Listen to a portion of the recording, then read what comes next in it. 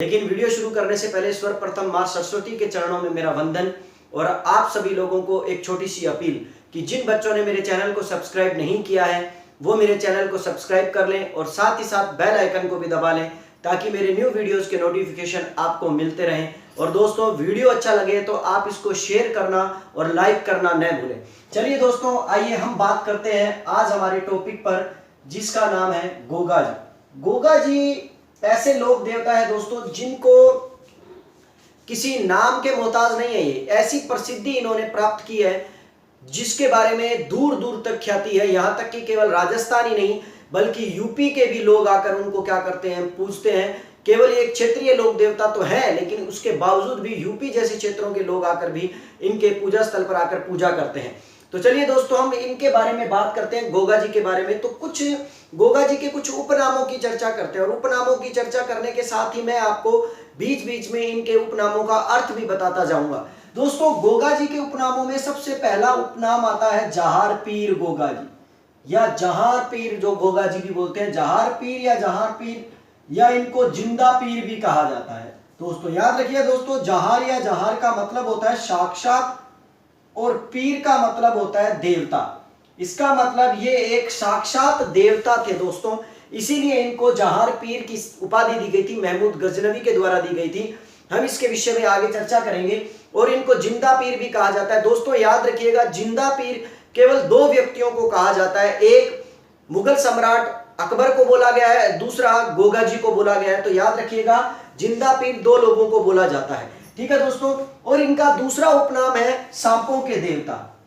एक नाम और याद रखिएगा दोस्तों, सांपों के देवता। सांपों या नागों के देवता दोस्तों एक ही बात है, इसमें कोई अलग चीज नहीं है। हम लोग कई बार किताबें पढ़ते हैं या कई मतलब टीचर्स से पढ़ते हैं तो वो लोग ये कह देते हैं कि गोगा जी क्या है, सांपों के देवता है, तो तेजा जी नागों के देवता है। दोस्तों सांप और नाग दोनों एक ही बात होती है, उसमें कोई अंतर नहीं होता है। इसके विषय के अंदर मैं आपको थोड़ी सी जानकारी बता दूंगा बाद में, लेकिन अभी याद रखिएगा ये सांपों के पर्यायवाची ही होते हैं, ठीक है ना। और सांपों और नागों के देवता हमारे राजस्थान में बहुत से लोग हैं जिनके अंदर हम अगर बात करें सांपों और नागों के लोक देवताओं के बारे में तो उनमें कई नाम आते हैं दोस्तों। उनमें सबसे पहले नाम आता है गोगा जी का और फिर उसके बाद हम पढ़ते हैं तेजा जी का भी। तेजा जी का भी नाम सांपों और नागों के देवता के रूप में प्रचलन में आता है। उसके बाद हम पढ़ते हैं हरिराम बाबा का भी, हरिराम बाबा का भी। फिर उसके बाद हम गोगा जी के पुत्र का नाम भी पढ़ते हैं जिनका नाम था केसरिया कुंवर जी, केसरिया कुंवर जी, ठीक है दोस्तों। उनको भी सांपों और नागों का क्या कहा गया है, देवता कहा गया है। और उसके बाद अगर हम बात करें तेजा जी, गोगा जी, केसरिया कुंवर जी के अलावा, हरिराम जी के अलावा, तो एक क्षेत्र के अंदर एक लोक देवता और पूजे जाते हैं जिनका नाम है हीरामल बाबा, ठीक है दोस्तों। ये भी सांपों और नागों के देवता माने जाते हैं, हीरामल बाबा। लेकिन दोस्तों इनमें अंतर क्या है दोस्तों, ये राजस्थान के सभी लोक देवता जो हैं सांपों और नागों के लोक देवता कहलाते हैं। लेकिन मुख्य बात यह है कि ये सांपों और नागों के लोक देवता अलग अलग क्षेत्रों में अलग अलग नाम से क्या किए जाते हैं, जाने जाते हैं, ठीक है दोस्तों, ये याद रखिएगा। अब मैं आपको इसके बारे में थोड़ा सा बता देता हूं ये किस तरह अलग अलग नाम से अलग अलग चीज से क्या किए जाते हैं, जाने जाते हैं, ठीक है दोस्तों। तो चलिए मैं बात करता हूं गोगा जी के बारे में। दोस्तों गोगा जी के बारे में अगर हम जिक्र करें तो गोगा जी जो है, गोगा जी के बारे में, गोगा जी हमारे क्षेत्र के अंदर जिस क्षेत्र को बागड़ या शेखावटी का क्षेत्र कहा जाता है दोस्तों याद रखिएगा, बागड़, मैं बोल रहा हूं बागड़, बागड़ व शेखावटी अर्थात गंगानगर, हनुमानगढ़, चूरू, सीकर, झुंझुनू, ये जो इलाका है इस इलाके के अंदर बागड़ और शेखावटी के इलाके के अंदर किसकी पूजा की जाती है, गोगा जी की पूजा की जाती है। और यहाँ पर इस इलाके में, इन इलाकों के अंदर नागों और सांपों के लोक देवता के रूप में गोगा जी पूजे जाते हैं, उनकी आराधना की जाती है। लेकिन बात आती है दोस्तों तेजा जी की। तो मैं आपको बता दूं तेजा जी जो है, याद रखिएगा दोस्तों, तेजा जी को जाट व सहरिया जनजाति जो है, जाट और सहरिया जनजाति जो है वो तेजा जी को क्या करती है, पूजती है। और ये तेजा जी को पूजने वाला स्थान जो है नागौर और अजमेर वाला जो बेल्ट है, ठीक है ना दोस्तों, उस क्षेत्र के अंदर तेजा जी का बड़ा ही क्या है, रुतबा है। इसीलिए नागौर और अजमेर दोनों क्षेत्र जो है वो तेजा जी से जुड़े भी हुए हैं। और नागौर पर्वत जैसे क्षेत्रों में तेजा जी का विशाल मेला भी लगता है, पशु मेला भी लगता है, जो राजस्थान का सबसे बड़ा पशु मेला माना जाता है। चलिए दोस्तों बात करेंगे हम हरिराम बाबा की। दोस्तों तो हरिराम बाबा जो है उनको भी सांपों के देवता कहा जाता है और ये कहा जाता है कि हरिराम बाबा जो है उनका क्षेत्र जो है वो थड़ी क्षेत्र है। थड़ी थड़ी दोस्तों, थड़ी क्षेत्र भी कौन सा? नागौर वाला थड़ी, जिसको सोथाड़ी के नाम से भी क्या किया जाता है, जाना जाता है। और डूंगरपुर के आसपास का क्षेत्र जो है वो किन की पूजा करता है? हरिराम बाबा की क्या करता है? पूजा करता है। ये याद रखिएगा दोस्तों, ठीक है। नेक्स्ट बात करेंगे हम भरतपुर के अंदर पूजे जाने वाले हीरामल बाबा की। तो याद रखिएगा दोस्तों, हीरामल बाबा भी नागों और सांपों के देवता हैं, लेकिन ये कहाँ पूजे जाते हैं? भरतपुर के अंदर पूजे जाते हैं। इसीलिए क्या है, ये सभी लोग जो है अलग अलग राजस्थान के अलग अलग क्षेत्रों में पूजे जाते हैं, लेकिन मुख्य बात यह है कि सभी के सभी जो है वो लोक देवता जो है वो क्या है? सांपों और नागों के लोक देवता ही कहलाते हैं। तो दोस्तों आपको समझ आ गया होगा, आशा करता हूं। अब आपको समझ आ गया होगा इस चीज को। अब अगर नेक्स्ट बात करते हैं हम गोगा जी के बारे में, जो जिक्र कर रहे थे हम, उसके बारे में जिक्र करते हुए आगे बढ़ते हैं। ठीक है दोस्तों, इसको मैं थोड़ा साफ कर देता हूं और फिर हम इसकी जानकारी को आगे जब नेक्स्ट वीडियो निकालेंगे इन लोक देवताओं पर, तो इसके बारे में हम उनके अंदर पढ़ लेंगे। मैं जैसा कि बता रहा था कि इनको सांपों के देवता भी कहा जाता है। किसको कहा जाता है? गोगा जी को कहा जाता है। जिंदा पीर, ये भी इनका ही नाम है दोस्तों। अब बात करते हैं गोगा जी के जन्म को लेकर, और अन्य जो इनके नाम आएंगे वो हम साथ साथ में आगे पढ़ते जाएंगे। देखो, गोगा जी के जन्म को लेकर बात करें तो गोगा जी का जन्म जो है वो ददरेवा चूरू के अंदर हुआ था दोस्तों। कहां हुआ था? ददरेवा चूरू के अंदर। ददरेवा नामक एक स्थान है जो कि चूरू जिले के अंदर पड़ता है दोस्तों। ददरेवा चूरू के अंदर इनका जन्म हुआ था, और इनका जन्म हुआ था भाद्रपद की कृष्ण नवमी को। ठीक है दोस्तों, इनका जन्म 1003। दोस्तों ये भी याद रखिएगा कि यहां पर एक छोटी सी बात आती है, ये 1003 विक्रमी संवत है दोस्तों।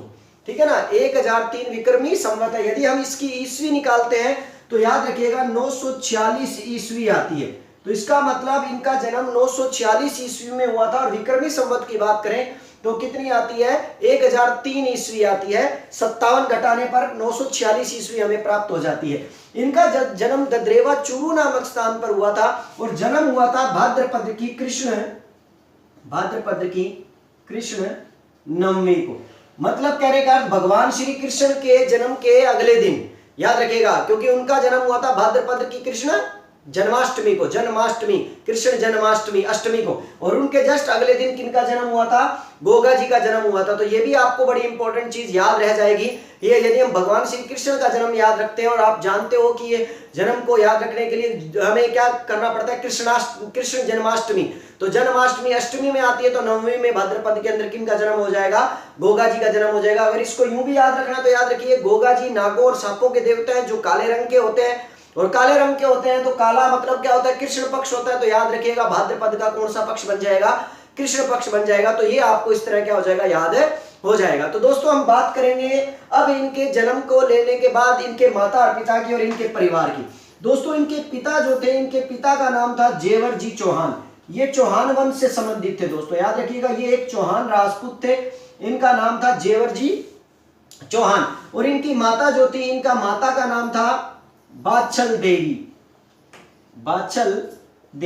ये जो थी इनकी माता थी दोस्तों, बाछल देवी। अब मैं आपको एक छोटी सी बात बताता हूं दोस्तों। यहाँ पर एक मतलब ना क्या है, लोक कथा प्रचलन में आती है। और वो लोक कथा प्रचलन में ये है कि जब बाछल देवी का विवाह जेवर जी चौहान के साथ कर दिया गया था, तो जेवर जी चौहान और बाछल देवी के कोई पुत्र नहीं हो रहा था। अब जब कोई पुत्र नहीं हो रहा था तो बार बार लोग उनको थोड़े ताने देते थे। यहाँ तक कि जेवर जी चौहान भी थोड़ा परेशान रहने लग गए थे कि भी आगे आने वाली पीढ़ी जो है वो कैसे चलेगी, मेरी जगह पर आगे शासक कौन बनेगा, ठीक है ना, राजा कौन बनेगा। तो इस बात को लेकर बाछल देवी जो थी वो बहुत चिंतित हो गई।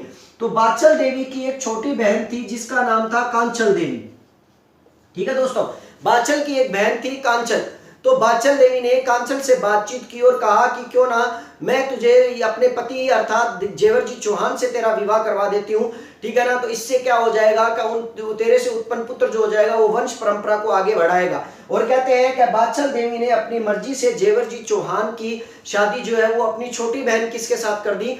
कांचल के साथ कर दी, और जेवर जी के साथ उनका विवाह कर दिया। तो दोस्तों अब आपको एक छोटा सा डायग्राम समझना पड़ेगा। मैं इसको थोड़ा साफ करके आपको उस डायग्राम को अच्छी तरह समझा देता हूं। डायग्राम ये समझना पड़ेगा कि जेवर जी जो है, जेवर जी चौहान प्लस बाछल देवी, ये दोनों, और एक साइड में लिख देता हूं मैं जेवर जी चौहान प्लस कांचल देवी। अब उनकी दो पत्नियां थी, तो इसलिए याद रखिएगा दोस्तों कि गोगा जी जो है, गोगा जी की दो माताएं थी जो क्या थी, आपस में मौसी भी थी और जो उनकी मौसी भी लगती थी और आपस में बहनें भी थी और जो क्या है, क्या मतलब ना एक सौतेली माँ भी थी। तो अब बात आती है कि जेवर जी चौहान और कांचन का जब विवाह कर दिया गया तो विवाह करने के बाद इनके दो पुत्र हुए दोस्तों, जिनमें एक का नाम था अर्जन और एक का नाम था सर्जन। ये बड़ी इंपॉर्टेंट जानकारी है दोस्तों, जो पूर्ण रूप से किताबों में नहीं बताई जाती है, इसलिए इस वीडियो को पूरा बने रहिए, ध्यान से देखते रहिए। जेवर जी चौहान और कांचन के दो पुत्र हुए, जिनमें एक का नाम था अर्जन और एक का नाम था सर्जन। अब क्या था कि अर्जन और सर्जन के पुत्र प्राप्ति के कारण जेवर जी जो थे वो सर्वाधिक किसको प्यार करने लगे थे, कांचन को। तो तांटा है दोस्तों, सोतन आखिर सोतनी हो, चाहे बहनी क्यों ना हो, चाहे आपकी मर्जी हो, ब्याह क्यों ना करायड़ो है। अब क्या है कि बात चल रही जो थी वो क्या होने लगी, चिढ़ने लगी कि भी कांचन के पास ही रहते हैं जेवर जी, मेरे पास तो टाइम ही नहीं देते हैं, आते ही नहीं है ना, मेरे से ज्यादा प्रेम मोह है उनका, तो अब क्या करें। तो कहते हैं कि एक बार क्या हुआ कि बादशाह जो है, बादशाह अपने गांव के अंदर क्या है कि विचरण करने के लिए गई हुई थी, तो वहां पर एक साधु संत आए हुए थे जिनका नाम था गोरखनाथ जी।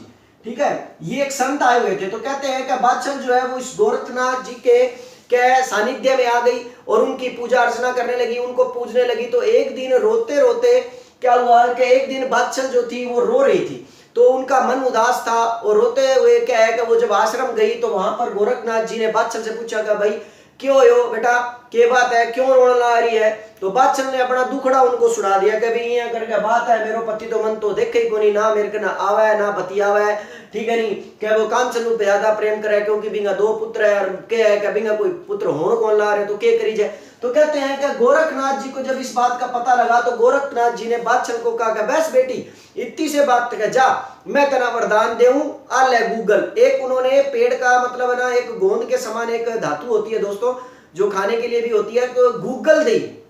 कभी वो मोबाइल आड़ो गूगल ना समझ लियो थे कि बानो गूगल दियो गले अभी तू गूगल ले ले, ठीक है ना, बेटा मोबाइल को नहीं होया करता दोस्तों।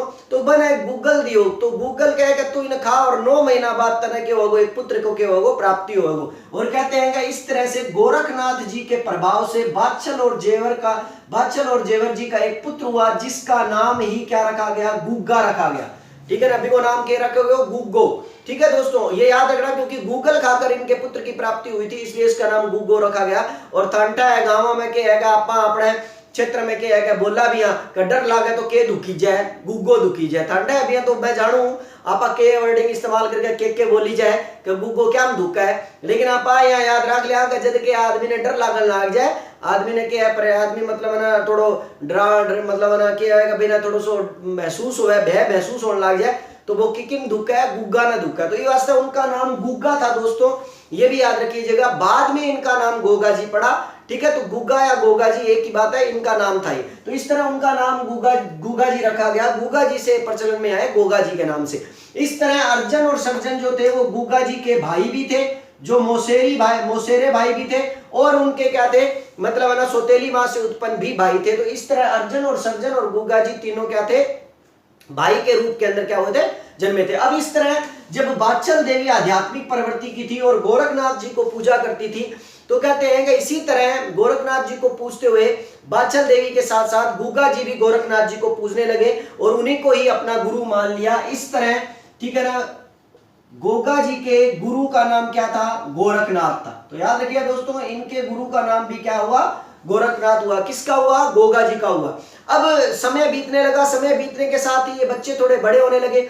बच्चे बड़े होने लगे तो कहते हैं कि अर्जन और सर्जन जो है वो गोगा जी से या गुग्गा जी से बड़े चिढ़ने लगे, क्योंकि गुग्गा कहीं ना कहीं बादशाह देवी का पुत्र था और बादशाह देवी का पुत्र था, और कहीं ना कहीं वो इन दोनों से बड़ा था। बड़ा यूं नहीं था कि भी वो पहले जन्मा नहीं था, बड़ा ऐसे था क्योंकि वो बड़ी माता के गर्भ से उत्पन्न पुत्र था, पहली माता के गर्भ से उत्पन्न पुत्र था। और इसीलिए अर्जन और सर्जन जो थे वो गुग्गा जी से चिढ़ते भी थे, और गुग्गा जी गोरखनाथ जी के सानिध्य में रहते हुए दूसरे लोगों की सेवा करते थे। गोरखनाथ जी के आश्रम में जाकर उनका आश्रम को साफ करना, जंगल से या मतलब ना भीड़ से जाकर या जो मतलब कह सकते हैं रेगिस्तान इलाके से जाकर लकड़ियां चुन कर लेकर आना और उन लकड़ियों को उनके आश्रम में देना, उनकी सेवा करना, दूसरे लोगों की सेवा करना, ये कार्य गुग्गा जी करने लगे थे, जिसके कारण पूरे क्षेत्र में गुग्गा जी की ख्याति हो गई थी। वो प्रसिद्ध हो गए थे। और यही रीजन था कि सभी लोग गुगा जी से प्यार करने लगे थे और अर्जुन और सर्जन उनके प्रति क्या रखने लगे थे, मतलब ना एक मतलब घृणित भावना रखने लगे थे या घृणा करने लगे थे। उनको उनको क्या होता था, गुगा जी पर क्रोध आता था। अब दोस्तों यहाँ पर एक चीज और इंपॉर्टेंट बात याद रखनी पड़ेगी कि गुगा जी जब बड़े हो रहे थे और इस तरह के कार्य कर रहे थे और गोरखनाथ जी के सानिध्य में थे, तब गुगा जी के दो मित्र बने। दोस्तों यहाँ याद रखिएगा, ये बड़ी इंपॉर्टेंट बात है। तब गुगा जी के इन कामों के अंदर सहयोग देने के लिए दो मित्र बने थे, जिनमें एक मित्र का नाम था, जिसका नाम था जवाहर पांड्या। ठीक है दोस्तों, जवाहर पांड्या, याद रखिए दोस्तों। ये जो जवाहर पांड्या मित्र जो था, ये क्या था, एक मतलब ना ब्राह्मण परिवार से संबंधित था। और दूसरा जो था वो था भज्जू कोतवाल। याद रखिए दोस्तों, भज्जू कोतवाल ये जो था ये मेघवाल जाति का था। ठीक है दोस्तों, ये भी याद रखिएगा। ये जो है हरिजन था, ठीक है ना, ये हरिजन था और ये जो था ये ब्राह्मण था। अब यहां पर देखो कितनी इंपॉर्टेंट बात है दोस्तों कि गुगा जी जो है वो तो है राजपूत, ठीक है, उनका मित्र जो है वो है ब्राह्मण और भज्जू कोतवाल जो है हरिजन। अर्थात इस बात से स्पष्ट अर्थ लगता है कि राजस्थान के जितने भी लोक देवता जो हैं, उन लोक देवताओं ने अपने काल के अंदर जाति प्रथा से ऊपर उठकर कार्य किया है। यहां तक कि उन्होंने जाति प्रथा, ऊंच नीच, भेदभाव को समाप्त करने का प्रयास किया है। और ये सबसे बड़ा उदाहरण है कि यहाँ पर एक हरिजन, एक ब्राह्मण और एक राजपूत, तीनों की ऐसी मित्रता थी जिस मित्रता को देखकर अर्जुन और सर्जन भी उनसे ईर्ष्या करते थे, उनसे चिढ़ते थे।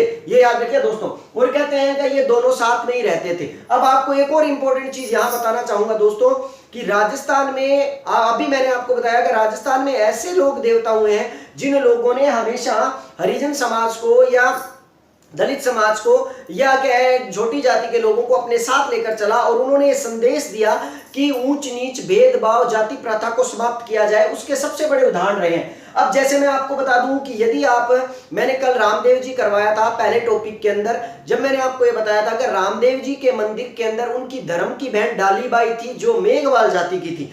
रामदेव जी के मंदिर में आप जाते हो तो वहां पर डालीबाई की भी पूजा होती है। इस तरह राजस्थान में टोटल 3 मंदिर है जहां पर एक किसी लोक देवी देवता की पूजा के साथ वहां पर एक दलित या हरिजन या आप नीची जाति के व्यक्ति की भी क्या की जाती है, पूजा की जाती है। नंबर 1 रामदेव जी का मंदिर जहां पर डालीबाई की पूजा होती है मेघवाल जाति की। नंबर 2 कौन सा, गोगा जी का मंदिर। गोगा जी के मंदिर के अंदर आज भी भज्जू कोतवाल की पूजा की जाती है। भज्जू कोतवाल जो हरिजन था उसकी भी पूजा की जाती है। तो ये दूसरा हो गया। और तीसरा हुआ करणी माता देशनोक का मंदिर बीकानेर के अंदर, जहां पर उनका ग्वाला देशराज मेघवाल या दशरथ मेघवाल की क्या की जाती है, पूजा की जाती है। तो दोस्तों इस तरह राजस्थान के 3 ऐसे मंदिर हैं जिनके अंदर किसी लोक देवी देवता के साथ, ठीक है ना, किसी दलित या किसी मेघवाल या किसी हरिजन की भी साथ में क्या की जाती है, पूजा की जाती है। ये बड़ी इंपॉर्टेंट बात है क्योंकि उन लोगों ने इन लोगों का साथ दिया, हमेशा उनके साथ रहे और उनके कहीं ना कहीं सानिध्य में रहते हुए उनका काम किया। तो नेक्स्ट हम बात करें दोस्तों, इस तरह ये तीनों दोस्त जो थे, तीनों दोस्तों की टिकड़ी थी और गोरखनाथ जी का क्या करते थे, वो काम करते थे और गोरखनाथ जी के सानिध्य में रहते थे। तो एक दिन क्या हुआ कि समय बीतने लगा। समय बीतने के साथ ही गोरखनाथ जी जो है, गोरखनाथ जी ने एक दिन गुग्गा को बुलवाया, क्या बेटा गुग्गा तैने मेरी बहुत सेवा कर ली है, ठीक है ना, और अब मैं इस क्षेत्र को छोड़कर दूसरे क्षेत्र में जाना चाहता हूँ, ठीक है ना। तो क्या है कि अब क्या है कि मांग ले, तू क्या मांगना चाहता है, क्योंकि अब मैं इस क्षेत्र से छोड़कर अपनी धुनी कहीं और जाकर रमाऊंगा। तो वहां पर क्या है, गुग्गा जो होता है वो गोरखनाथ जी को सोच में पड़ जाता है कि भी मैं क्या मांगू इनसे। तो वो कहता है कि भी महाराज गुरुवर आप जो देना चाहिए वो दे दीजिए, लेकिन यहाँ पर मैं आपको मेरे गुरु जो है जिनका नाम गजेंद्र सिंह जी है, ठीक है ना, वैसे तो देखा जाए तो मेरे लिए वो द्रोणाचार्य है और मैं उनका एकलव्य हूं क्योंकि वो मुझे नहीं जानते हैं, लेकिन मैं उनके द्वारा कही गई कुछ पंक्तियों को गाकर बताता हूं ताकि आपको इससे पता लग जाए कि जब गोरखनाथ जी ने गोगा जी से कुछ मांगा कि भी मांग जा, क्या मांगता है तू, तो गोगा जी ने बड़ा सोचा और सोचने के बाद गोगा जी ने उनको कहा, और वो क्या कहा, वो ये कहा कि आडी चाल टेढ़ी चाल, आडी चाल टेढ़ी चाल और टेढ़ा टेढ़ा डंक लगावे जी, आडी चाल टेढ़ी चाल और टेढ़ा टेढ़ा डंक लगावे जी, धोरा में गरणावे बेरण बांडली, अरे धोरा में गरणावे बेरण बांडली, अरे गोरख कोई कोई झाड़ो तो सिखा दो बासग नाग को, अरे गोरख कोई झाड़ो तो सिखा दो बासग नाग को, रे कालो नाग को। मेरा मतलब कहने का अर्थ यह है कि गोगा जी ने तब गोरखनाथ जी को कहा कि महाराज इस क्षेत्र के अंदर लोगों को किसी प्रकार का कोई भय नहीं है, लोगों का खान पान सब अच्छा है, सब तरीके से वो बिल्कुल मतलब क्या है, समृद्धशील है, स्ट्रॉन्ग है, और उनको किसी भी प्रकार का कोई भय नहीं है। लेकिन ये जो रेगिस्तानी इलाका जो है, ये धोरा वाला इलाका जो है, यहाँ पर बैरण का मतलब होता है दोस्तों कि मतलब काला सांप जो है वो क्या है, यहाँ पर सबसे खतरनाक चीज है, और उसके काटने से व्यक्ति की मृत्यु ही हो जाती है, और इस प्रकार का कोई इलाज भी नहीं है। तो क्यों ना आप मुझे कोई ऐसा झाड़ा सिखा दीजिए कि जैसे जिस कारण मैं उस काले नाग का क्या कर पाऊं, इलाज कर पाऊं, और लोगों को उसकी मौत से क्या कर पाऊं, बचा पाऊं। तो कहते हैं कि गोरखनाथ जी बड़े प्रसन्न हुए, और गोरखनाथ जी ने गुग्गा जी को तब नागों की सिद्धि प्रदान की।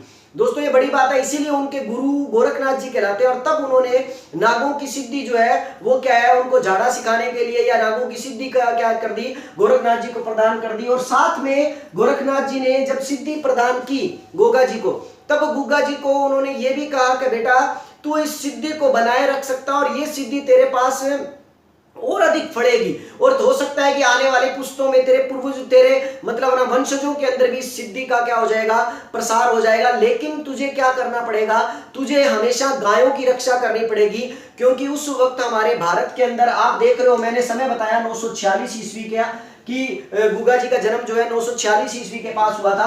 तो आपको पता है उस वक्त हमारे देश के अंदर 1000 ईस्वी में महमूद गजनवी के आक्रमण होने शुरू हो गए थे। तो कहते हैं कि वहीं पर गुग्गा जी को क्या हुआ कि उस समय कुछ मुस्लिम आक्रमणकारी आते जाते रहते थे। 712 ईस्वी में जैसे कि मोहम्मद बिन कासिम ने सिंध प्रांत पर राजा दाहिर पर आक्रमण किया था, तो इस तरह से आक्रमण हो रहे थे। तो जिसके कारण गोरखनाथ जी ने कहा कि मुस्लिम आक्रमणकारी आते हैं, और वो आक्रमणकारी, विदेशी आक्रमणकारी जो है वो गायों को उठाकर लेकर मार कर उनको खाते हैं, और उनको क्या कर देते हैं, बचाना पड़ेगा तुझे, अगर तू उनकी रक्षा करेगा तो ये सिद्धि तुझे फड़ेगी, असिद्धि तरह के बहुत आगे तक पहुंचा देगी। तो इस तरह गुग्गा जी वहां प्रण लेते हैं, और उनको ये वचन देते हैं कि मैं गायों की रक्षा हमेशा करूंगा, चाहे मेरे प्राण ही क्यों ना चले जाए। तो इस तरह दोस्तों ये जो कहानी है ये हमारे प्रचलन में आती है, ये कहानी जो है हमें देखने को मिलती है। अब दोस्तों अब उनको ये पता था, अब गोगा जी को यह पता था कि भी मुझे गायों की रक्षा करनी है, और मुस्लिम आक्रमणकारी आएंगे, और मुस्लिम आक्रमणकारी आएंगे तो नॉर्मल बात है कि मैं उनसे लड़ नहीं पाऊंगा अकेला है। तो इसीलिए जवाहर पांड्या, भज्जू कोतवाल और अपने कई लोगों के साथ मिलकर, अपने कई मित्रों के साथ मिलकर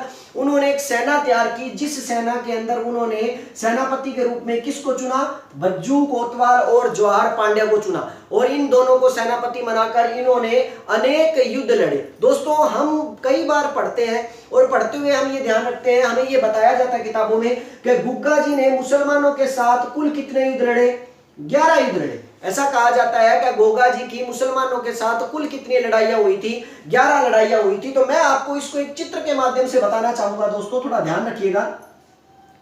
जैसे दोस्तों ये हमारा भारत का नक्शा है, ठीक है दोस्तों। अब आप यहां देखोगे कि यहां पर भारत के नक्शे के अंदर यहां पर एक चेमा युंगडुंग ग्लेशियर पड़ता है दोस्तों, यहां पर, ठीक है दोस्तों, यहां पर एक चेमा युंगडुंग ग्लेशियर पड़ता है। इस ग्लेशियर के अंदर यहां पर एक मानसरोवर झील है दोस्तों, मानसरोवर झील। और इस मानसरोवर झील जो है, इस मानसरोवर झील से क्या है, एक नदी निकलती है, जिस नदी को यहां से होती हुई वो नदी क्या है, इस तरह सिंध प्रांत के अंदर चली जाती है, जिस नदी का नाम है सिंधु नदी। जिस नदी का नाम क्या है दोस्तों, सिंधु नदी। और इस सिंधु नदी से यहां से कुछ सहायक नदियां निकलती है, जैसे कि एक नदी निकलती है जिसका नाम है झेलम, फिर यहां से एक नदी निकलती है जिसका नाम है चिनाब, फिर एक नदी निकलती है जिसका नाम है रावी, ठीक है दोस्तों। ये निकलती हुई इस तरह ऐसे चली जाती है, और ये ऐसे निकल जाती है, और इसके बाद है रावी, फिर एक नदी इसके अंदर से निकलती है जिसका नाम है सतलज। दोस्तों ये जो नदियां हैं जिसका नाम मैंने आप लोगों को अभी बताया है, क्या है, क्या चिनाब, झेलम, ठीक है, सॉरी मैंने आपको क्या बताया, झेलम, चिनाब, ठीक है ना, झेलम, चिनाब, रावी, सतलज, ये सिंधु की सहायक नदियां है दोस्तों।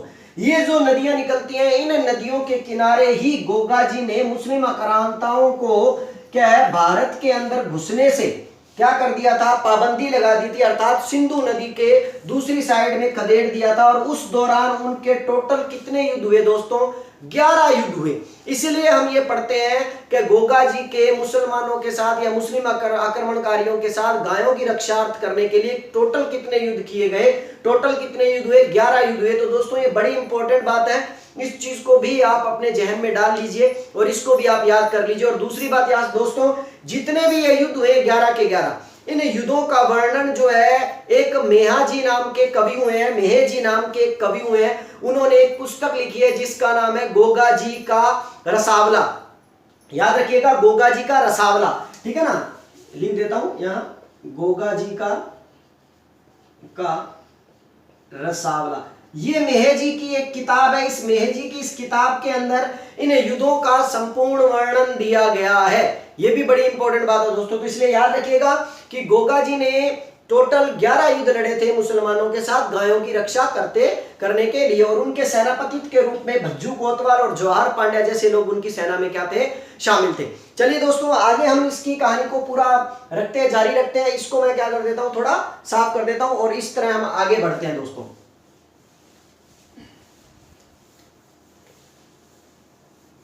ये भी याद रखिएगा दोस्तों, गोगा जी के पास एक घोड़ी थी, घोड़ा नहीं था दोस्तों, जिसका नाम नीली था। ये बड़ी इंपॉर्टेंट बात है दोस्तों कि गोगा जी के पास एक घोड़ी थी, ठीक है ना, जिस घोड़ी का नाम क्या था, नीली था। ठीक है दोस्तों, उसको नीली के नाम से क्या किया जाता है, पुकारा जाता है। ठीक है, ये गोगा जी। और रामदेव जी के पास एक घोड़ा था जिसका नाम लीला था या नीला बोला जाता है जिसको। ठीक है दोस्तों, ये भी इंपॉर्टेंट बात एक आपके सामने आ जाती है। चलिए नेक्स्ट हम बात करते हैं दोस्तों इसके बारे में आगे कि किस तरह इनके जीवन में और घटनाएं घटी और वो घटनाएं जो है वो किस तरह घटी। मैं आपको दोस्तों इनके थोड़ा सा जीवन के कुछ पहलुओं के बारे में बता रहा हूं, जिसके बारे में मैं आपको बताते हुए क्या है कि उनकी पत्नी की तरफ चलते हैं हम। अब बात आती है, हमने पढ़ा है कि गोगा जी की पत्नी क्या है, गोगा जी की पत्नी। ठीक है दोस्तों, गोगा जी की पत्नी। और गोगा जी की पत्नी के बारे में पढ़ते हुए हमने केवल किताबों में यह पढ़ा है कि गोगा जी की केवल एक पत्नी का नाम ही हमें किताबों में क्या होता है, मिलता है या हमें बताया जाता है। ठीक है, गोगा जी की एक ही पत्नी के बारे में नाम आता है जिसका नाम आता है कैलम दे। कैलम दे, इसको भी याद रखना कोई ज्यादा डिफिकल्ट नहीं है। मैं आपको बता देता हूं दोस्तों कि गोगा जी का विवाह जो था पाबू जी के बड़े भाई बूढ़ो जी की बेटी के साथ हुआ था। ये पाबू जी के बड़े भाई बूढ़ो जी की बेटी थी। और आप जानते हो पाबू जी किसके देवता थे, ऊंटों के। ऊंटों को इंग्लिश में क्या कहते हैं, कैमल। ठीक है ना, तो कैमल याद रख लो आप, कैलम अपने आप याद हो जाएगा। तो याद रखिएगा, गोगा जी की पत्नी का नाम क्या था, क्या, पाबू जी। गोगा जी का पत्नी का नाम पाबू जी के नाम से जुड़ा हुआ है या पाबू जी के मतलब है ना उपनाम से जुड़ा हुआ है, क्या, कैलम दे, अर्थात मतलब कैमल किसे। तो कैलम दे उनकी पत्नी थी। लेकिन यहां पर भी एक बड़ी इंटरेस्टिंग कहानी आती है दोस्तों, मैं बताता हूं मेरे सर के जो जुबानी मैंने सुनी है और उस बात को मैं आपको अच्छी तरह दोहरा कर आपको सुनाता हूं कि हुआ ये था कि जब गोगा जी इस तरह गायों की रक्षा करते रहते थे, उनकी बड़ी प्रसिद्धि हो गई थी। अर्जन सर्जन बड़े मतलब ना चिढ़ते थे। अर्जन सर्जन का विवाह भी कर दिया गया था और गोगा जी का विवाह हुआ नहीं था। तब ऐसी स्थिति में क्या था कि गोगा जी कई लंबे लंबे समय तक अपने घर नहीं आया करते थे। ठीक है ना, 2-2 महीने, 4-4 महीने, साल भर अपने घर नहीं आया करते थे। क्यों? क्योंकि वो अपने दोस्तों में, अपने मित्र मंडलियों में और रक्षा के लिए इधर उधर निकल जाया करते थे। तो एक बार वो अपने घर आए हुए थे गोगा जी। तो घर आए हुए थे तो गोगा जी अपने कमरे के अंदर सो रहे थे। अब सो रहे थे तो क्या है कि कमरे का दिया जल रहा था। तो कुदरती क्या हुआ कि जो अर्जन की पत्नी जो थी, अर्थात गोगा जी की जो भाभी थी, वो भाभी जग गई भी। तो वो कुदरती क्या बाहर जाने लगी तो वहां देखा गोगा जी के कमरे की तरफ से निकलने लगी। तो उसने देखा कि गोगा जी के कमरे की लालटेन जो है, गोगा जी के कमरे के अंदर एक दीपक जो है वो क्या हो रहा है, जल रहा है। ठीक है ना, तो कहते हैं कि भाभी के मन में बड़ा शंका हुई कि यार रात्रि के टाइम में इसका दीपक जल रहा है, ऐसा ये क्या कर रहा है। ठीक है ना, ये तो छड़ा कुंवारा आदमी, जब विवाह हुआ नहीं था कैलमदे के साथ इसका। ठीक है ना, कि ये छड़ा कुंवारा आदमी, क्योंकि मैं कहानी बता रहा हूं कैसे विवाह हुआ इनका कैलमदे के साथ, कि ये छड़ा कुंवारा आदमी और रात रात वो दीपक जला रहा है, किसका चेहरा देख रहा है। ठीक है ना, किसको याद कर रहा है और कौन इसके कमरे में है। इस बात को लेकर उसके भाभी के अंदर उत्सुकता जग गई। ठीक है ना, और कहते हैं ना क्या उत्सुकता जग गई। तो उस वक्त तो उन्होंने कुछ नहीं कहा। जब सुबह हुई तो देवर जी जब जगे भाई तो भाभी गई देवर जी के पास और देवर जी को बुलाकर, क्योंकि ठंड है दोस्तों, भाभियों का जन्म कलयुग के अंदर हुआ ही शक करने के लिए। ठीक है ना, तो आज चीज ध्यान रखिएगा, भाभियां शक करे देवर पर। ठीक है ना, तो उन्होंने क्या हुआ, वो गई और भाभी गई और देवर से पूछने लगी क्या, अरे देवरिया आधी आधी राता दिवड़ो क्यों बड़े। मतलब अरे देवर जी, आधी आधी रात को आपके कमरे के अंदर दीपक क्यों बढ़ रहा है, दीपक क्यों जल रहा है, ऐसा क्या है, आप किसका चेहरा देख रहे हो, आप किसको याद कर रहे हो। जब ये बात गोगा जी को बोली तो गोगा जी ने कहा भाभी ऐसा कुछ नहीं है, मैं तो रात्रि में पटवारी की तैयारी कर रहा था, कांस्टेबल की तैयारी, मतलब कहने को रात्रि में अध्ययन कर रहा था, पढ़ रहा था। अब ठंडा है आपा घिसा दीप जगा जगा के किया रात्रि में ठंडा है क्या, मतलब कांस्टेबल पटवारी की तैयारी कर रहा, ठीक है। तो उन्होंने कहा कि मैं तो अध्ययन कर रहा था। तो उन्होंने कहा कि भाभी बोली के रहने दे मैं तेन जानू तेरा डोल है, देख खड़ा मैंने तू रात रात भर पटन आड़ो, ठीक है नहीं, क्या तू सही सी बता दे के है, तू की है राठौड़ा का जाकर तोड़ मारी है, तू के है क्या, मतलब नहीं के इसो, मतलब नहीं कोई सोनी छोरी देखे है जो मान्य बतावा ही को नहीं। तो इस तरह क्या हुआ, गोगा जी को यह बात बड़ी चुभ गई वे। और आपको पता है दोस्तों, भर जाए घाव तलवार का, बोली का घाव भरे नहीं, ठीक है ना, भरे नहीं भाव बोली का। तो यही बात है दोस्तों कि घाव जो है क्या है, तलवार का भर जाता है, बोली का नहीं भरता। तो गोगा जी के मन में ये हो गया कि भाभी का मैं राठौड़ा का तोरण मारी है तो आप छोरी राठौड़ा की लेनी है, चेकी हो जाए और सारू सुनी लेनी है और भाभियां सुनी लेनी है। और भाभियां ना वो दिखाना है कि दीपक कोनी आधी आधी रात में मैं क्या करूंगा, एलईडी बल्ब जगाऊंगा, ठीक है नहीं, लालटेन जगाऊंगा, ठीक है, ताकि अंठा लगे कि हाँ सारू सुनी लुगाई जो आई है, बाकिंग आई है, गुग्गा का आई है। तो अब इस तरह गोगा जी जो है वो क्या है, मतलब मन में सोचने लगते हैं कि अब राठौड़ों की सबसे सुंदर लड़की जो है वो कहां से लाए भाई, है वो कहां से मतलब ढूंढे भाई। तो अब गोगा जी की उम्र जो थी वो 30-35 साल के करीब हो चुकी थी और काफी बड़े भी हो गए थे। अब उनके साथ विवाह कौन करे भाई, क्योंकि पहला टाइम में ठंडा है दोस्तों, विवाह की आयु 15 और की होती, 25 के बीच में होती, जब के हम यहाँ मानता कि भी विवाह हो है। अब तो चलो 35-35 40-40 साल में के विवाह, सलमान घर को तो ब्याह ही कौन कराए, ठीक है नहीं, तो ही भागा चाल जाए भाई। अब नॉर्मल में पहला टाइम में 15 साल की उम्र जो होती, ब्याह 15-20-25-30 हाईएस्ट होती, 40 बार तो ये घंटा गाँव तो मर गयो, जूता मारो ना ब्याह ना हो तो अच्छा, ब्याह की बात करें तो बिना छड़ो घंटा, ठीक है नहीं, और बिना के करता योगी बाबो बूबो बनाया बाहर काट देता भाई बात है दोस्तों। तो यहां पर क्या हुआ, गोगा जी जो थे उन्होंने अपनी सिद्धि का प्रयोग किया। सिद्धि का क्या प्रयोग किया कि उन्होंने एक काले नाग को बुलवाया और काले नाग को बुलवा के कहा कि देख भाई अब तू हनी पूरा इलाका में घूम, ठीक है, जठे तेरे घूमी जा बठे जा तू, ठीक है ना, और आपको संदेशो भेज दे, तू तेरा सारा दोस्तान है, तेरा सारा सांपान है, तेरा सारा काला नागान है, क्या राठौड़ा में जो सुनी छोरी दिखे नहीं, बिन जाके के करी तू डस जी, और हिस्सो डसी कि ना तो वह मरे और ना ही बिंगो कोई और के कर पावा, इलाज कर पावा, और इलाज करा तो फिर कौन करा, आपा ही करा, गुग्गो ही करा, ठीक है नहीं। और कहते हैं कि भाई इस तरह वो काला नाग जो है वो राठौड़ों की सबसे सुंदर लड़की को ढूंढने में लग जाता है भी। और इस तरह ढूंढते ढूंढते क्या है, काला नाग पहुंच जाता है पाबू जी के बड़े भाई बुड्ढो जी के घर, जहां पर एक सबसे सुंदर लड़की उसको दिखाई देती है जिसका नाम होता है कैलम दे। बा बगीचा में बैठी के कर ला रही है, झूलो जुड़न ला रही है, और बटा वो नाग भी ने देखते ही हम नाग आपको क्या है कार्यक्रम शुरू कर दे और पट्ट दणी सी भी ने क्या कर लिया, डस लिया। अब हिस्सो डस है कि भाई क्या है, ना तो वह मरा ना भी वो इलाज कोई और कर पाए, तो ठंडा है फिर हीरो तो आना ही है, फिर ठंडा है अपने नायक तो आवेगा, और नायक आते हैं गुग्गा जी, और गुग्गा जी आवे और गुग्गा जी भी वो क्या करे, इलाज कर दे। अब इलाज कर दे तो बाद में बूढ़ा जी पूछेगा महाराज थे के मांगो के लोगा थे, मेरी छोरी ने बचा लियो, तो कहेगा आपा ले वो नहीं कि आपा तो वही ले जा जिन्हें बचाए हुए। और इस तरह गुग्गा जी का विवाह किसके साथ कर दिया जाता है, कैलम दे के साथ कर दिया जाता है। और कैलम दे को वो गुग्गा जी लेकर आते हैं और आपकी भाभिया ने दिखावेगा, देखो एलईडी बल्ब जगा रखे है, क्यों, क्योंकि आप बड़ी सुनी हो है, ठीक है नहीं, और क्या है अमावस की रात ने बारह काट लिया तो एलईडी बल्ब की जरूरत कौन पड़ा जलाने वास्ते।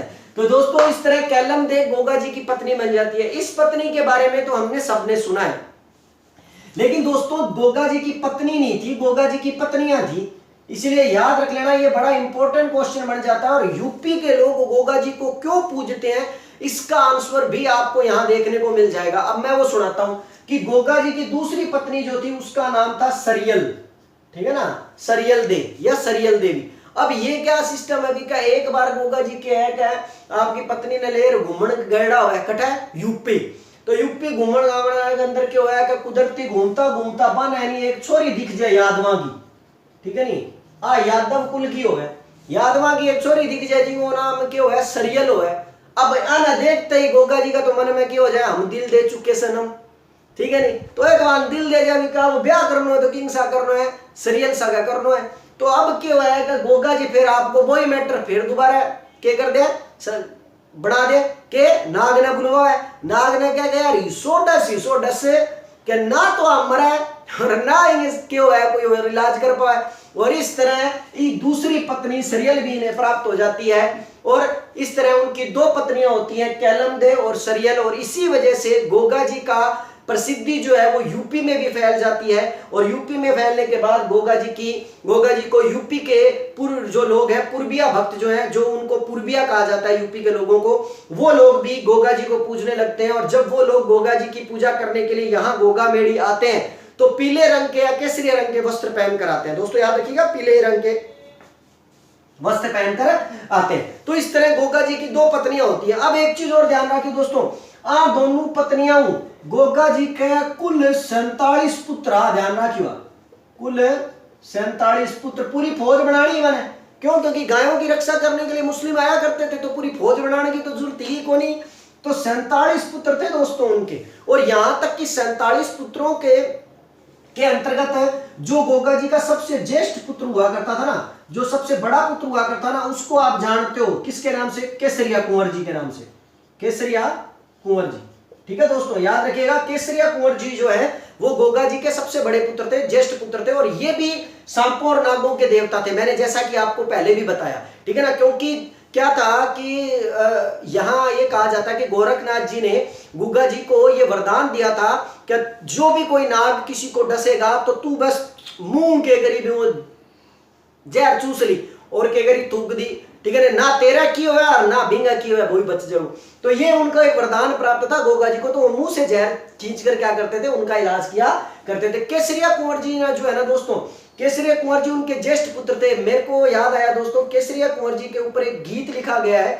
एक गायक हुए बड़े अपने राजस्थानी गायक हैं, बड़े सुंदर गायक हैं और उनका एक बहुत बढ़िया गीत है, ठीक है ना, जिनका नाम राजाराम दुपगा नाम से उनका नाम है। और उन्होंने एक गीत निकाला है केसरिया जी के ऊपर। वो गीत मैं आपको थोड़ा सा 2 लाइनें पढ़कर सुनाता हूं, क्योंकि ये भी क्या थे कि गोगा जी के क्या थे, मतलब ना पुत्र थे, तो इसीलिए वो क्या बोलते हैं वो सुनो। वो ये कहता है, अरे केसरो परमेश्वरो, अरे केसरो परमेश्वरो, थारी पातड़ पर हीरा मोती लाल रे, अरे थारी किलंगी पर हीरा मोती लाल रे, ना गण का जाया है ना गण का जाया, बड़ो चिड़ायो देसरो, अरे केसरो परमेश्वरो, थारी किलंगी पे हीरा मोती लाल रे, ना गण का जाया है ना गण का जाया, बड़ो चिड़ायो देसरो, अरे केसरो परमेश्वरो, थारी बम्बी पे काला काला नागर है, अरे थारी बम्बी पे काला काला नागर है, ना गण का जाया, बड़ो चिड़ायो देसरो। ये जो गाना है दोस्तों, ये केसरिया कुंवर जी के ऊपर भी गाया गया है। इसका मतलब स्पष्ट आता, देखो, नागण का जाया, मतलब ये जो थे ये नाग के जाए हुए थे, अर्थात गोगा जी को नाग का अवतार माना जाता है। उन्हीं को ही क्या है, नागों के देवता के रूप में, सर्पों के देवता के रूप में इसलिए पूजा जाता है क्योंकि उनके भी एक पुत्र हुआ था केसरिया कुंवर जी, तो उनको भी ये विरासत में ये चीज मिली थी कि भी वो केसरिया कुंवर जी भी जो है वो क्या है, जहरीले जीव जंतुओं से लोगों को डस देते हैं तो उनसे उनकी रक्षा कर सकते हैं। तो ऐसा क्या है, केसरिया कुंवर जी को भी ये वरदान क्या हो गया था, प्राप्त हो गया था। तो इसलिए ये याद रखिएगा दोस्तों। चलिए दोस्तों, नेक्स्ट हम बात करते हैं इसके अंतर्गत कि उनकी दूसरी पत्नी यूपी की थी। अब क्या हुआ कि समय बीतने लगा, समय बीतने के साथ ही क्या हुआ कि वहां पर एक समस्या और आ ये गई कि गोगा जी के पिता जो थे जेवर जी का निधन हो गया दोस्तों। अब जेवर जी का निधन हो गया तो नॉर्मल बात आप सब जानते ही हो कि वैसे देखा जाए तो प्राचीन परंपरा के अनुसार ज्येष्ठ पुत्र गद्दी पर बैठता है और जो ज्येष्ठ पुत्र अर्जुन और सर्जन में से एक था। लेकिन मुद्दा ये है कि यहां पर बड़ी पत्नी जो थी वो कौन थी, क्या है, बाचल दे थी। और बाचल दे के गर्भ से उत्पन्न पुत्र जो था वो कौन था, गुगा था। और गुगा जो था लोगों के अंदर प्रचलन में था, लोग गुगा को प्यार करते थे, गोगा जी को प्यार करते थे, इसीलिए लोगों ने इसके अंतर्गत आगे आकर अपना प्रभाव जमाकर और लोगों के कहने पर गद्दी पर या उनके पिता की जगह पर किसको शासक बना दिया गया, गोगा जी को बना दिया गया। और ये वो उदाहरण है दोस्तों जिसमें हम ये कह सकते हैं कि पहली बार जनता ने जनमत के आधार पर किसी व्यक्ति को शासक के रूप में गद्दी पर बिठाया हो, या किसी व्यक्ति को एक क्षेत्र का सूबेदार या एक क्षेत्र का रक्षक या एक क्षेत्र का मतलब बना, ये मान सकते हो कि आप ठिकानेदार या कोई भी चीज मान सकते हो, उनको बनाया है। ठीक है ना ये यार दोस्तों। तो इस तरह गोगा जी जो है वो इस क्षेत्र के क्या हो गए, रक्षक के रूप में बन गए और मतलब एक राजा के रूप में आ गए। और उधर अर्जुन और सर्जन बड़े क्रोधित हुए कि भी ये क्षेत्र हमारे हाथ में आना था, हम बड़े थे, ठीक है ना, हमारे मतलब ना क्षेत्र के अधिकार में आना था। तो अर्जुन और सर्जन ने उस समय बदला लेने की सोच ली भी कि अब अपने इनसे बदला लेंगे, ठीक है ना। और इस तरह समय बीतते बीतते उस समय भारत के इस भौगोलिक दृष्टि के ऊपर बात करें तो भारत के ऊपर महमूद गजनवी के आक्रमण हो रहे थे। और इन आक्रमणों के अंदर महमूद गजनवी लगातार क्या कर रहा था, मंदिरों को तोड़ता जा रहा था, मंदिरों को लूटता जा रहा था। और उसके लगभग 17 आक्रमण हुए थे 1000 ईस्वी से लेकर 1027 ईस्वी के बीच के अंदर। तो दोस्तों उनके अंदर मैं आपको बताना चाहूंगा, जब महमूद गजनवी के आक्रमण हो रहे थे तो एक बार महमूद गजनवी ने आक्रमण किया, कहां पर है, गुजरात पर। और गुजरात पर आक्रमण करने के बाद उसने सोमनाथ के मंदिर को लूट लिया भाई। अब सोमनाथ के मंदिर को लूटकर उसके बाद वो क्या है, सारा खजाना और शिवलिंग जो है वो लेकर क्या है, क्या मतलब है ना, जाने लगा। तो कहते हैं गजनवी जो है सोमनाथ से निकला और निकलने के बाद जब वो कहां से गुजरा, सांचौर से गुजरा। सांचौर जो कि कहां पड़ता है दोस्तों, जालौर के अंदर। सांचौर कहां पड़ता है दोस्तों, जालौर के अंदर। सांचौर जालौर से गुजरा तो वहां पर क्या हुआ, अर्जुन और सर्जन जो है वो महमूद गजनवी से मिले भी। और महमूद गजनवी से मिलने के बाद उन्होंने महमूद गजनवी को आमंत्रित किया या महमूद गजनवी को कहा कि भी महमूद गजनवी आप जो कहोगे हम कर लेंगे, ठीक है ना, लेकिन आप है ना हमारा साथ दो और आप है ना गोगा जी से लड़ाई लड़ो और गोगा जी से लड़ाई लड़कर गोगा जी को हरा दो, ठीक है ना, उनके साथ युद्ध लड़ो और उनको क्या है वहां से हटा दो और हमको बिठा दो। तो महमूद गजनवी ने कहा भी मैं क्यों लड़ूं भाई, मेरा क्या फायदा इसके अंदर, मैं उस आदमी से क्यों लड़ाई करूं भाई। तो कहते हैं कि गोगा जी से युद्ध लड़ने के लिए महमूद गजनवी ने जब मना किया तो अर्जुन और सर्जन बोले कि आप जो कहोगे ना हम वो करेंगे, आपको कोई काम करवाना हमसे करो, हम आपको पूरा मतलब ना राजा मानेंगे, आप जो कहोगे वो करेंगे। तो गजनवी ने कहा कि ठीक है, तो तुम मेरे लिए क्या गाय चुरा कर ला सकते हो, गायों का अपहरण कर ला सकते हो। तो अब अर्जुन और सर्जन ने बोला कि ठीक है हम ला के दे देंगे। तो कहते हैं कि अर्जुन और सर्जन ने सांचौर के क्षेत्र की गायों का अपहरण किया और अपहरण कर कर क्या है, क्या मतलब उनको महमूद गजनवी के पास क्या है लेकर आ गए। इस बात का पता जो है वो किसको लग गया, गोगा जी को लग गया दोस्तों। अब जब इस बात का पता गोगा जी को लगा तो गोगा जी उन गायों की रक्षा के लिए, क्योंकि आपको मैंने पहले भी बताया था कि उन्होंने तो प्रण लिया था कि चाहे मैं मर जाऊं लेकिन गायों को कुछ नहीं होने दूंगा, गायों की रक्षा करने के लिए मैं अपने प्राण भी त्याग दूंगा। तो गायों की रक्षा करने के लिए गोगा जी जो है उनको बचाने के लिए निकल पड़े सेना लेकर अपनी, ठीक है ना, भज्जू कोतवाल को, जवाहर पांड्या को और अपने पुत्रों को और भतीजों को साथ लेकर, जिसके अंदर 52 भतीजे आते हैं, 47 पुत्र आते हैं। क्योंकि उनके भतीजे भी इसलिए उनके साथ हुए क्योंकि वो भी अर्जुन और सर्जन को गलत मानते थे। जब गोगा जी ने अपने भतीजों को यह बात बोली कि देख लो तुम्हारे पिता और तुम्हारे चाचा जो है वो इस तरह कर रहे हैं, मुझे गद्दी पर हटाने के लिए भारी आक्रमणकारी का सहयोग ले रहे हैं और उसका मतलब है सहयोग लेते हुए वो हमारे क्षेत्र के गायों का अपहरण कर रहे हैं, तो उन्होंने भी उसको गलत माना और उसको कहा कि हम तुम्हारा साथ देंगे चाचा, आप चलो और हम आपके साथ युद्ध करने के लिए लड़ेंगे। और इस तरह वो आगे चल पड़ते हैं। और इस तरह दोनों के क्या है कि उसके गोगा जी के 47 पुत्र और 52 भतीजे जो हैं, और साथ में कौन, भज्जू कोतवाल, और साथ में कौन, जवाहर पांड्या, ठीक है ना, ये सब लोग क्या है कि युद्ध करने के लिए तैयारी चलते हैं। और इसीलिए युद्ध करने के लिए पहले युद्धों में इनके पुत्र, इनके भतीजे जाते हैं, जवाहर पांड्या जाता है, भज्जू कोतवाल जाता है, और ऐसे कई युद्ध होते हैं दोस्तों, जिन युद्धों के अंदर क्या है कि इनके भतीजे और इनके पुत्र और साथ में इनके जो 2 मित्र थे जो सेनापति थे वो ये क्या हो जाते हैं, वीर गति को प्राप्त हो जाते हैं। और अंततः 1025 की बात है दोस्तों, 1025 ईस्वी, याद रखो दोस्तों। अब आप थे देखो दोस्तों कि बांगो जन्म कद हो, मैं थाने कद बताया 946 ईस्वी, ठीक है ना, 946 ईस्वी। और ये घटना कब की है, 1025 की। तो देखो 946 ईस्वी 1025, 5 पूछा जवाब नहीं, 15 पूछा गया, कितना बच गया 9, अटक के बच गए दोस्तों 1, तो 11 × 4 गया 7, इन्ना आ गया 0, इन्ना आ गया 0। मतलब 79 वर्ष की उम्र के अंदर डोकरो अभी भी जवान हो दोस्तों। गोगा जी जो थे उनके अंदर तप था, आध्यात्मिक तप की ताकत थी दोस्तों उसके अंदर, उनके अंदर। वो जो थे उनके लिए केवल ये था कि मैं गायों की रक्षा करने के लिए अपने प्राण भी दे सकता हूं।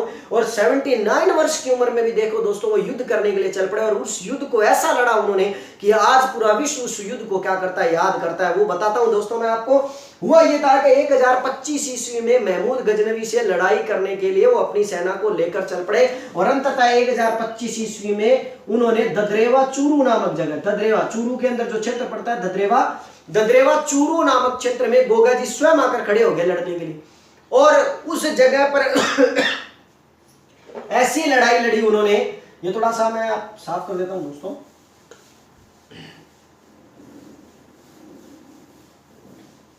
और ददरेवा चूरू नामक जगह के अंदर दोस्तों, ददरेवा चूरू जगह पर आकर उन्होंने ऐसी लड़ाई लड़ी दोस्तों, वो लड़ाई इतिहास के पन्नों के अंदर क्या हो गई, स्वर्णिम अक्षरों से लिखी गई। और वो ये क्या था कि गोगा जी ने वहां लड़ना शुरू किया तो कहते हैं कि लड़ते लड़ते ददरेवा चूरू के अंदर गोगा जी का जो शीश जो था, ठीक है ना, वो शीश जो था वो कट कर गिर गया, शीश कट कर गिर गया। लेकिन उसके बावजूद भी कहते हैं कि महमूद गजनवी की सेना के साथ उनका जो धड़ जो था वो धड़ उनके साथ लड़ता रहा और कहते हैं कि जब उनके सभी सैनिकों का शीश कट गया था तो उनके सारे शीश जो थे, जो मतलब ना गोगा जी जो थे वो उन सैनिकों का भी पीछा कर रहे थे। उन सैनिकों में एक डर सा आ गया, यार रुकी है क्या, धड़ को नहीं फेरे लड़ना रहे, हमारे पीछे आ रहे। तो उनके सैनिक और महमूद गजनवी जो था वो भागने लगे, ठीक है ना। और जहां पर इनका सर कटा, ठीक है ना, गिर गया था और वहां से वो लोग भागने लगे। और भागते भागते महमूद गजनवी की सेना को और महमूद गजनवी को गोगा जी ने जाकर पकड़ लिया। कहां पर, ये हमारे नौर एक क्षेत्र है, जिस नौर है वो तहसील है, उस नौर तहसील जो है वो हनुमानगढ़ जिले के अंदर पड़ती है। और ये उससे नौर तहसील से जस्ट 38 किलोमीटर 38 किलोमीटर की दूरी पर क्या है एक क्षेत्र पड़ता है, जिसको हम किसके नाम से जानते हैं, गोगा मेड़ी के नाम से जानते हैं। ये गोगा मेड़ी क्यों कहलाती है, सुनो दोस्तों। कहते हैं कि हनुमानगढ़ की तहसील नौर से 38 किलोमीटर आगे गोगा जी ने उनकी सेना को पकड़ लिया और उनकी सेना का तो धड़ जो थे, जो उनके धड़ नहीं थे, उनके केवल उनके धड़ जो था, उनका सर नहीं था, उन्होंने उन सेना को बड़ा मार काट कर दिया, उनको खूब मतलब ना भगाया। कहते हैं महमूद गजनवी तो यहाँ से भाग गया पैसा पूजा छोड़कर और शिवलिंग छोड़कर, ठीक है ना। और कहते हैं कि वहां पर इस सेना को रुंडों की सेना के नाम दिया गया। दोस्तों याद रखिएगा, इसको क्या कहते हैं, रुंडों की सेना। रुंडों की सेना मतलब क्या होता है दोस्तों, आपको बता दें कि दोस्तों शरीर का ऊपरी भाग जो होता है ये होता है मुंड, ठीक है ना। आपने नाम सुना होगा दो अक्षरों का, चंड और मुंड। मुंड मतलब जिसकी मुंडी हो, ये मुंड। और नीचे का जो हिस्सा होता है वो क्या होता है, रुंड। इसीलिए नीचे का हिस्सा लड़ा था, इसलिए रुंडों की सेना कहा जाता है। कई बार ये क्वेश्चन बनता है दोस्तों, बहुत इंपॉर्टेंट, क्या बताइए रुंडों की सेना के द्वारा जो युद्ध लड़ा गया था, उस युद्ध का मुख्य नेतृत्वकर्ता कौन था, गोगा जी थे। ध्यान रखना, रुंडों की सेना के नेतृत्वकर्ता, ठीक है ना। बाकी सेना ने, रुंडों की सेना ने उनको बोर काट पहुंचा दिया दोस्तों, और इस तरह उनको वहां से भागना पड़ा। और कहते हैं कि जब वो वहां से भाग गए, उनसे सारी गायों की रक्षा कर ली, तो कहते हैं कि गोगा मेड़ी नामक स्थान पर या नौर के अंदर 38 किलोमीटर की दूरी पर, वहां पर गोगा जी का क्या हो गया, धड़ गिर गया, जिस जगह को किसके नाम से जाना गया, धुरमेड़ी के नाम से जाना गया। दोस्तों बड़ी इंपॉर्टेंट बात है, गोगा जी का जहां धड़ गिरा उस स्थान को धुरमेड़ी, और जो गोगा जी का जहां सिर गिरा उस स्थान को शीश मेड़ी के नाम से जाना जाता है। इस शीश मेड़ी को सिद्ध मेड़ी भी कहते हैं दोस्तों, याद रखिएगा। इस शीश मेड़ी को क्या कहा जाता है, सिद्ध मेड़ी भी कहा जाता है। शीश मेड़ी और सिद्ध मेड़ी। और इसको क्या कहा गया, धुरमेड़ी, जहां पर गोगा जी का क्या गिरा था, धड़ गिरा था। अब रही बात जहां पर युद्ध शुरू हुआ था, जिस जगह पे युद्ध शुरू हुआ था, जिस युद्ध को क्या कहते हैं, जिस जगह को क्या कहते हैं, सांचौर। इस सांचौर जालोर के अंदर गोगा जी की एक झोपड़ी बनी गई है, क्योंकि ओल्डी का अर्थ होता है क्या, झोपड़ी। यहाँ पर गोगा जी की कोई मूर्ति नहीं है दोस्तों, बल्कि यहाँ पर गोगा जी की एक सर्प अंकित क्या है, ईंट रखी हुई है, एक पत्थर रखा हुआ है जिसके ऊपर सर्प अंकित है, उसकी पूजा की जाती है। और इसका निर्माण एक राजा राम कुम्हार ने करवाया था। याद रखिएगा, इस सांचौर की इस ओल्डी का निर्माण जो है वो किसने करवाया था, राजा राम कुम्हार ने, ठीक है ना। राजा राम कुम्हार ने इस ओल्डी का निर्माण करवाया था। और ये जो मंदिर है दो, जहां पर गोगा जी का धड़ गिरा, जो धुड़मेरी कहलाई, जो नौर तहसील के अंदर हनुमानगढ़ जिले के अंदर पड़ती है, और जहां गोगा जी का शीश गिरा, जिसको शीश मेड़ी कहा जाता है, ददरेवा चूरू के अंदर, ठीक है ना, पड़ती है। ये क्षेत्र गोगा जी के सबसे इंपॉर्टेंट क्या है कि मंदिर या तपोस्थली के क्षेत्र बन गए दोस्तों। चलिए दोस्तों, मैं इसको अब अभी और अभी खुलकर आपको इन दोनों के बारे में बता देता हूं और इनके दोनों के थोड़े से अंतर के बारे में जानकारी दे देता हूं, ताकि हम गोगा जी के बारे में अच्छी तरह जान लें। देखिए दोस्तों, जैसा कि मैंने आपको कहा, एक तो कहलाती है शीर्ष मेड़ी। शीर्ष मेड़ी, मेड़ी का मतलब होता है ऊंचा स्थान दोस्तों, ये याद रखिएगा। और एक क्या कहलाती है, गोगा मेड़ी, ठीक है ना। गोगा मेड़ी की सबसे अधिक मान्यता है दोस्तों, यहाँ पर बहुत बड़ा मेला लगता है, इसके बारे में आगे जिक्र करेंगे। पहले हम इनके अंतर को थोड़ा सा जान लें, पहचान लें कि ये क्या है। नंबर 1 दोस्तों, शीर्ष मेड़ी जो है वो तो कहाँ है, चूरू के अंदर, चूरू जिले के अंदर। और गोगा मेड़ी जो है वो कहाँ है, हनुमानगढ़ जिले के अंदर। एक चीज तो ये, ठीक है ना, ये याद रखिए दोस्तों।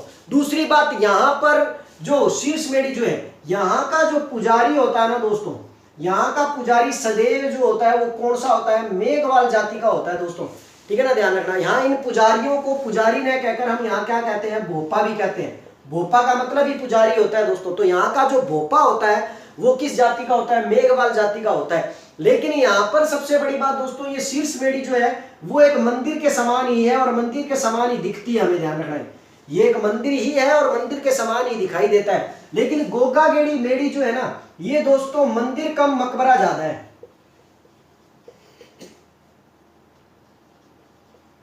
मंदिर कम मकबरा ज्यादा है, अर्थात एक ऐसा मंदिर जिसको मकबरे की शक्ल दे दी गई है, वो कौन सा मंदिर है, गोगा मेड़ी का मंदिर है, हनुमानगढ़ का मंदिर है, जो मंदिर कम मकबरा ज्यादा है। इसकी दोस्तों मैं आपको एक छोटी सी मतलब ना डायग्राम के माध्यम से मैं आपको थोड़ा सा बताना चाहूंगा। जैसे मैं आपको बता देता हूं, जैसे ये गोगा मेड़ी का क्षेत्र है और इस गोगा मेड़ी के क्षेत्र में इस तरह मतलब बना एक क्षेत्र बना हुआ है, जिसके अंदर यहाँ पर मतलब बना क्या है, गोल गुंबद के साथ ऐसे, ये क्या है, मुस्लिम स्थापत्य कला का मतलब बना प्रतीक चिन्ह है। और यहाँ पर भी एक गोल बहुत बड़ा गुंबद है और उसके ऊपर इस तरह, ठीक है ना, ये क्षेत्र है दोस्तों। और यहाँ पर इस मंदिर के मुख्य जो दरवाजा है ना दोस्तों, इस मुख्य दरवाजे के ऊपर बिस्मिल्लाह लिखा हुआ है, बिस्मिल्लाह, ठीक है दोस्तों। इसके मुख्य दरवाजे पर बिस्मिल्लाह लिखा हुआ है दोस्तों। तो ये जो मंदिर है ये मकबरा ज्यादा लगता है। उसका एक रीजन है दोस्तों, क्योंकि क्या था कि फिरोज शाह तुगलक नाम का एक शासक हुआ था।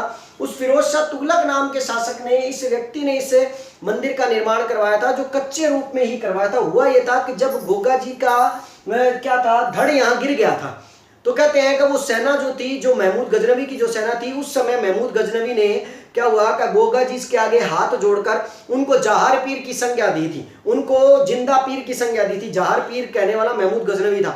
और कहते हैं कि उसके सैनिकों ने हाथ जोड़कर, ठीक है ना, गोगा जी का जो धड़ था उससे क्षमा याचना कर कर बाद में गोगा जी के शव को यहाँ पर क्या कर दिया था, दफना दिया था। और उसको जहार पीर की संज्ञा देकर उसको पूजना शुरू किया था। और जब उनको दफनाया गया था, इसी वजह से वो सैनिक और महमूद गजनवी उसको पूजने लगे और पूछते हुए गए। और उसके बाद जब ये बात आगे आने वाले समय में मध्यकालीन भारत के अंदर फिरोज शाह तुगलक को पता लगी, तो फिरोज शाह तुगलक ने यहाँ पर गोगा मेड़ी के अंदर गोगा जी की एक मजार का निर्माण करवा दिया, जिस मजार के अंदर क्या है, क्या मतलब ना, एक क्या है, सर्प की मतलब ना पूजा की जाती है, न कि किसकी पूजा होती है, गोगा जी के किसी मतलब मूर्ति की। और साथ ही साथ याद रखिएगा बज्जू कोतवाल की भी यहाँ पर क्या की जाती है, पूजा की जाती है। और इसके प्रवेश द्वार पर बिस्मिल्लाह फिरोज शाह तुगलक के द्वारा ही क्या किया गया था, लिखवाया गया था। यहाँ पर दोस्तों कई बार हमारे मन में ये सवाल आता है कि गोगा जी को पीर क्यों कहा जाता है, गोगा जी का मतलब ना ऐसा क्या रीजन था कि उनको पीर कहा गया। देखिए दोस्तों, आपको एक चीज याद रखनी पड़ेगी कि गोगा जी का सारे पुत्र मर गए थे, उनमें केवल एक पुत्र जीवित था, जिसका नाम था केसरिया कुंवर जी। और उसी के माध्यम से आगे का वंश चला था। और कहते हैं कि गोगा जी की 8वीं पीढ़ी में, अर्थात केसरिया कुंवर जी की 7वीं पीढ़ी में, केसरिया कुंवर जी की 7वीं पीढ़ी के अंदर एक मतलब बना शासक हुए थे, जिनका नाम था कायम सिंह चौहान। ठीक है दोस्तों, याद रखिएगा उनका क्या नाम था, कायम सिंह चौहान, कायम सिंह चौहान। ठीक है दोस्तों,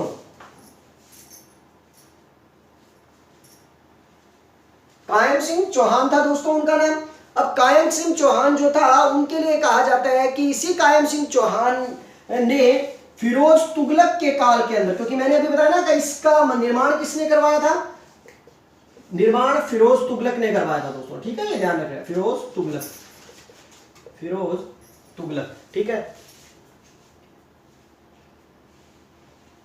फिरोज तुगलक ने। अब कायम सिंह चौहान जो था, उस कायम सिंह चौहान ने फिरोज तुगलक के समय मुस्लिम धर्म ग्रहण कर लिया था, और मुस्लिम धर्म ग्रहण कर कर यही कायम सिंह चौहान जो था ये किसके नाम से प्रसिद्ध होया, कायम खां के नाम से प्रसिद्ध हुआ, कायम खां, कायम खां के नाम से ये क्या हो गया था, प्रसिद्ध हो गया था। अब कायम खां के नाम से प्रसिद्ध हुआ, यही कायम खां के जितने भी वंशज जो थे वो वंशज जो है वो किसके नाम से प्रसिद्ध हुए, कायम खानी के नाम से प्रसिद्ध हुए। और इसीलिए आज जो है कायम खानी जो कास्ट है, जो मुस्लिम संप्रदाय के अंतर्गत आती है, ये गोगा जी के वंशज हैं, और गोगा जी को सबसे अधिक क्या करते हैं, मानते हैं, और यही इसी के वंशजों के रूप में पूजे जाते हैं जिन्होंने मुस्लिम धर्म क्या कर लिया था, ग्रहण कर लिया था। तो ये याद रखिए, गोगा जी के वंशज कायम खानी है, जो आगे चलकर आज क्या कायम खानी कहलाए हैं, जो कि कायम सिंह चौहान ने जिस वक्त फिरोज शाह तुगलक के समय एक मुस्लिम धर्म क्या कर लिया था, ग्रहण कर लिया था। चलिए दोस्तों, मैं इस बात के बारे में कर रहा हूं, धुड़मेड़ी के बारे में, तो यहां पर याद रखिएगा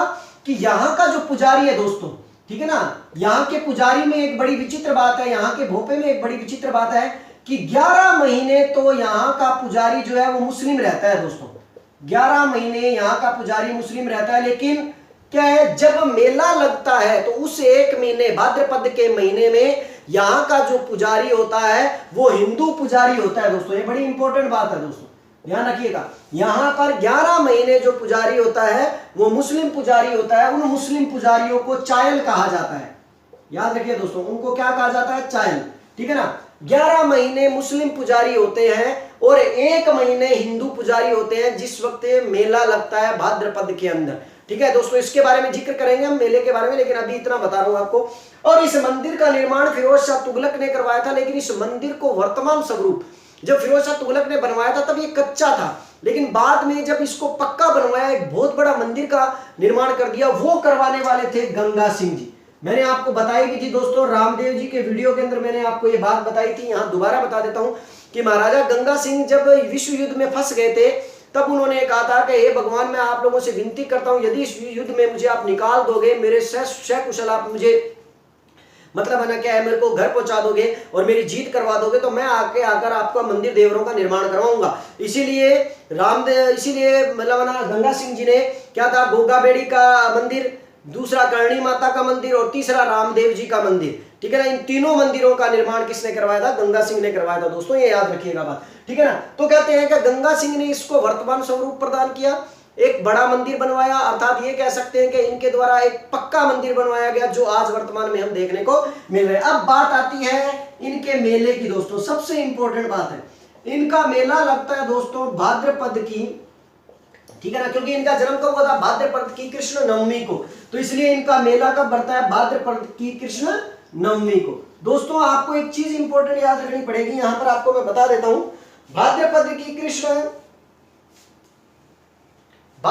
कृष्ण नवमी को जो मेला लगता है, इस मेले के अंदर गोगा जी की एक मिट्टी की मूर्ति बनाकर पूजा की जाती है, केवल उसी टाइम बनाते हैं, बाकी नहीं बनाते हैं दोस्तों। और ये मिट्टी की मूर्ति एक कुम्हार बनाता है दोस्तों। आपको एक बात इंपॉर्टेंट याद रखनी पड़ेगी कि रक्षाबंधन का जो त्योहार आता है ना, रक्षाबंधन, ये कब आता है, भाद्रपद की शुक्ल पूर्णिमा को या भाद्रपद की पूर्णिमा को, ठीक है ना।